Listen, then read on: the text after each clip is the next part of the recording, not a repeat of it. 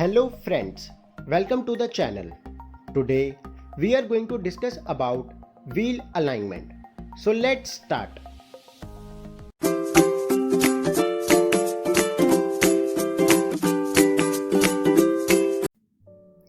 Friends, जब भी एक ऑटोमोबाइल जो मोशन में है उसकी स्टेबिलिटी एंड कंट्रोल की बात करते हैं तो व्हील अलाइनमेंट टर्म को कंसिडर ज़रूर किया जाता है. फ्रेंड्स, व्हील अलाइनमेंट एक ऐसा मेथड है जो एश्योर करता है कि एक ऑटोमोबाइल में जो स्ट्रेट मूव कर रहा है उसके चारों व्हील्स पैरेलली मूव कर रहे हैं या नहीं. अब फ्रेंड्स, अगर हमारे चारों व्हील्स पैरेलली मूव कर रहे हैं तो हम इस कंडीशन को ये कह सकते हैं कि एक ऑटोमोबाइल की स्टीयरिंग हमारी इफेक्टिव स्टीयरिंग है. अब फ्रेंड्स, अब इस इफेक्टिव स्टीयरिंग को मेंटेन रखने के लिए सारी कंडीशंस में, मतलब इरेगुलर सर्फेसिस में भी, बम्प्स में भी, या फिर अगर हमारा लोड ज़्यादा होगा या फिर कभी लोड कम होगा, सो इन्हीं सारी कंडीशंस में स्टीयरिंग को इफेक्टिव मेंटेन करने के लिए हमें कुछ फैक्टर्स को जो इफेक्ट करते हैं स्टेबिलिटी एंड कंट्रोल को पढ़ना होगा. अब फ्रेंड्स, वो फैक्टर्स हैं फैक्टर्स पर्टेनिंग टू व्हील्स. सारे फैक्टर्स जो हमारी व्हील से रिलेटेड हैं: steering geometry, steering linkages and suspension system. अब फ्रेंड्स, यहाँ पर हमारे दो फैक्टर्स ही व्हील अलाइनमेंट से रिलेटेड हैं, factors pertaining to wheels and steering geometry. So अब हम इन्हीं दो फैक्टर्स को इंडिविजुअली डिटेल में पढ़ते हैं. Factors pertaining to wheels. Balance of wheels. अब फ्रेंड्स, अगर हमारे व्हील्स डायनेमिकली बैलेंस नहीं होंगे, मतलब मोशन में बैलेंस नहीं होंगे दोनों तरफ से, तो उस टाइम पर क्या होगा, हमारी व्हील वॉबलिंग स्टार्ट हो जाएगी. अब व्हील वॉबलिंग को हम ये बोलते हैं सिंपल वर्ड्स में कि व्हील हमारा लड़खड़ाने लग जाएगा, स्ट्रेट ना चलने के बजाय लड़खड़ाने लग जाएगा इधर उधर. सो ये फैक्टर हमारा इन्फ्लुएंस करता है steering control. Inflation of tyres. Steering system is design for a particular rolling radius. अब फ्रेंड्स, हम इस स्टेटमेंट से ये समझते हैं कि मतलब जैसे अगर हमारे एक स्टीयरिंग है किसी भी ऑटोमोबाइल का, अगर उसका व्हील डायमीटर ज़्यादा होगा तो ड्राइवर को लेसर एफर्ट लगाना पड़ेगा टर्न लेने के लिए. सो फ्रेंड्स, हमारे हर ऑटोमोबाइल में जो स्टीयरिंग सिस्टम होता है वो डिज़ाइन होता है एक पर्टिकुलर रोलिंग रेडियस के लिए. अब फ्रेंड्स, उसी रोलिंग रेडियस के लिए हर ऑटोमोबाइल में एक एयर प्रेशर पहले से प्रिस्क्राइब दिया गया होता है. अब फ्रेंड्स, अब उस एयर प्रेशर से अगर हम वेरिएशन करते हैं किसमें, व्हील्स में, तो यहाँ पे हमारी रोलिंग रेडियस चेंज हो जाएगी, जिससे हमारा क्या होगा, हमारी स्टीयरिंग सिस्टम इन्फ्लुएंस होगा. Brake adjustments. अब फ्रेंड्स, अगर हमारे ऑटोमोबाइल के ब्रेक्स एडजस्ट नहीं होते हैं प्रॉपर्ली तो उसमें क्या ड्रैगिंग की प्रॉपर्टी आ सकती है. मतलब हमारा ऑटोमोबाइल जो है वो एक ही तरफ पुल होने लग जाएगा जब भी हमारे ऑटोमोबाइल में ब्रेक्स लगेंगे. सो ये वाला फैक्टर भी हमारा इन्फ्लुएंस करता है stability and control. No necessity और purpose of wheel alignment. To eliminate tyre wear. ये हमारा व्हील अलाइनमेंट सिर्फ स्टेबिलिटी एंड कंट्रोल ही मेंटेन नहीं करता या फिर इफेक्टिव स्टीयरिंग ही मेंटेन नहीं करता, ये हमारा टायर वियर को भी एलिमिनेट कर देता है बिल्कुल. तो गिव व्हीकल को प्रॉपर हैंडलिंग. यहाँ पर हमारी जो व्हीकल पे जो कंट्रोलेबल प्रॉपर्टी होती है, मतलब व्हीकल अच्छे से हम कंट्रोल कर सकते हैं अगर हमारा व्हील अलाइन हुए हुए होंगे. To eliminate pull, drift, wander, stiff steering and poor steering return ability. अब फ्रेंड्स, यहाँ पे व्हील अलाइनमेंट की वजह से हमारा पुल एलिमिनेट हो जाएगा. मतलब जैसे अभी हम ब्रेक्स में देख रहे थे हमारा व्हीकल जो है एक ही तरफ पुल हो रहा था, वो एलिमिनेट हो जाएगी. ड्रिफ्ट, मतलब कभी कभी हम बाय मिस्टेक हमारे व्हीकल के टायर्स में जो है ड्रिफ्ट लगने लग जाती है, वो हमारी एलिमिनेट हो जाएगी. वॉन्डर, मतलब व्हीकल कभी कभी हमारे अनकंट्रोलेबल हो जाता है, इधर उधर जाने लग जाता है, तो वो एलिमिनेट हो जाएगा. स्टिफ स्टीयरिंग, मतलब कभी कभी हमें जान लगानी पड़ती है स्टीयरिंग घुमाने में, तो वो कम हो जाएगा. And poor steering return ability.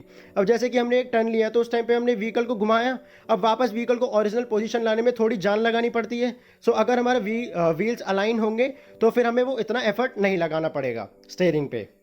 To improve driving stability. यहाँ पे ड्राइविंग स्टेबिलिटी हमारी अच्छी हो जाती है. To improve riding characteristics. यहाँ पे जैसे अभी हमने पढ़ा कि हमारी इफेक्टिव स्टीयरिंग है तो उसकी वजह से हमारी राइडिंग करेक्टरिस्टिक्स भी अच्छे हो जाते हैं. Now the next factor is steering geometry. अब फ्रेंड्स, स्टीयरिंग ज्योमेट्री का मतलब ये है कि यहाँ पर हमारी व्हील्स की डिफरेंट पोजीशंस होंगी जो इफेक्ट करेगी स्टेबिलिटी एंड कंट्रोल किसी भी ऑटोमोबाइल की. सो अब हम उन्हीं डिफरेंट पोजीशंस को इंडिविजुअली पढ़ते हैं. First is toe in and toe out.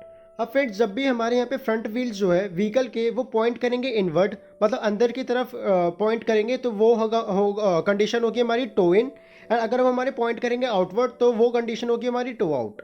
अब फ्रेंड्स इन दोनों कंडीशन की वजह से क्या होता है, यहाँ पर जब भी हमारा ऑटोमोबाइल रनिंग पोजीशन में होगा तो यहाँ पे हमारा ट्रेड वियर ज़्यादा होगा, मतलब टायर का घिसना ज़्यादा होगा रोड के साथ, और हैवी स्टेयरिंग हो जाएगी, मतलब स्टेयरिंग में ज़्यादा एफर्ट लगाना पड़ेगा स्टेयरिंग को घुमाने में।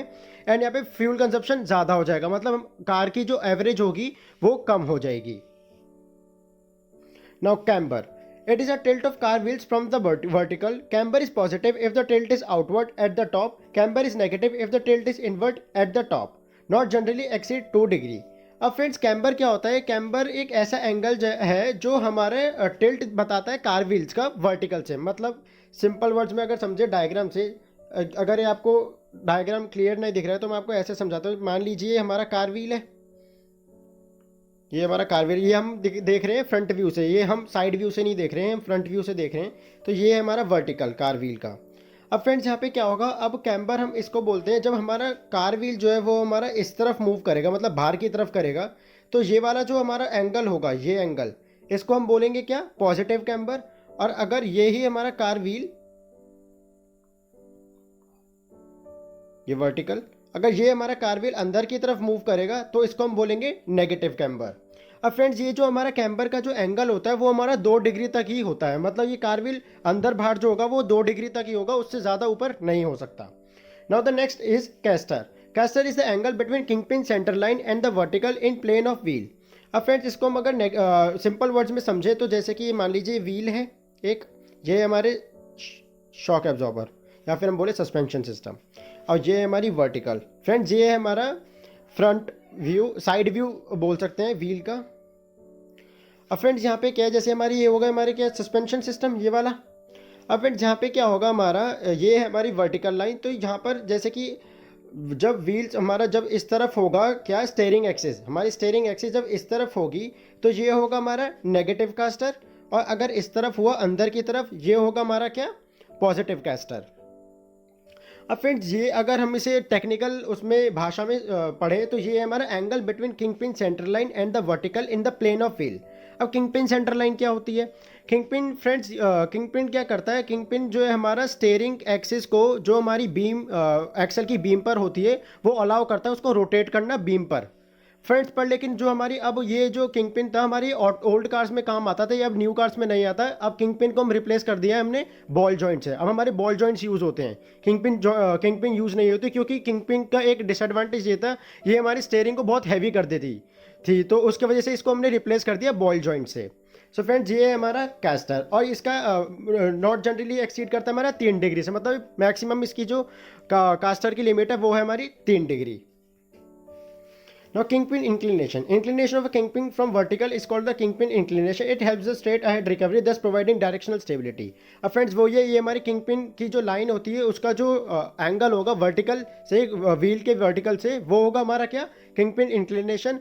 और ये हमारी किस में मदद करती है, डायरेक्शनल स्टेबिलिटी में, मतलब जो अगर हमें कोई भी डायरेक्शन चेंज करनी होगी व्हील्स की तो उसमें ये मदद करेगी। और इसका एंगल जो होता है हमारा वो 7 से 8 डिग्री के बीच में होता है।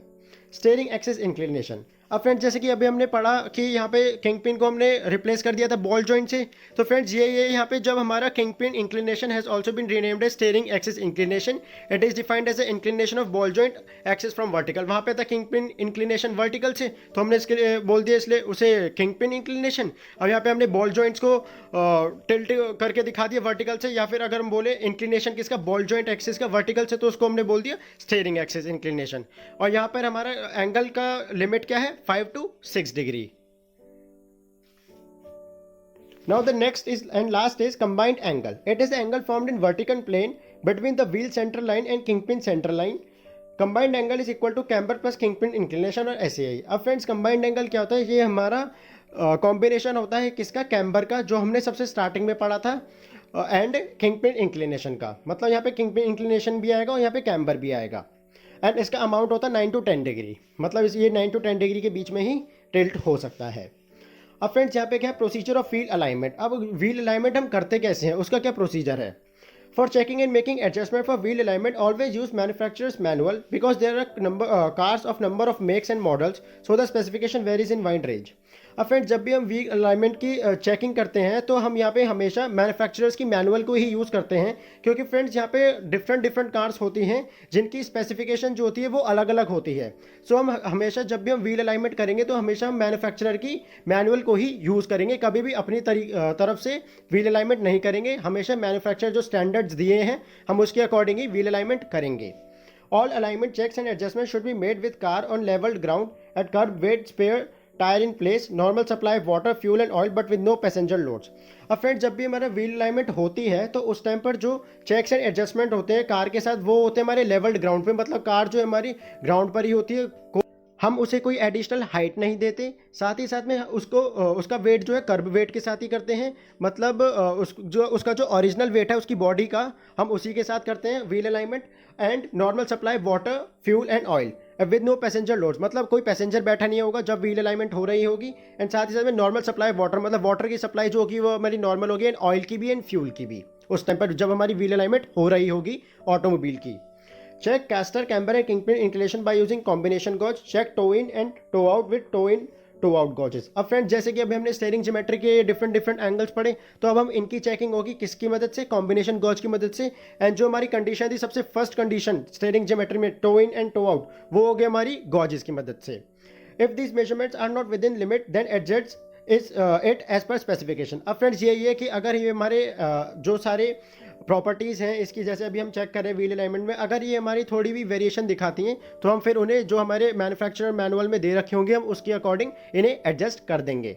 सो उससे हमारा क्या हो जाएगा, व्हील अलाइन हो जाएगा।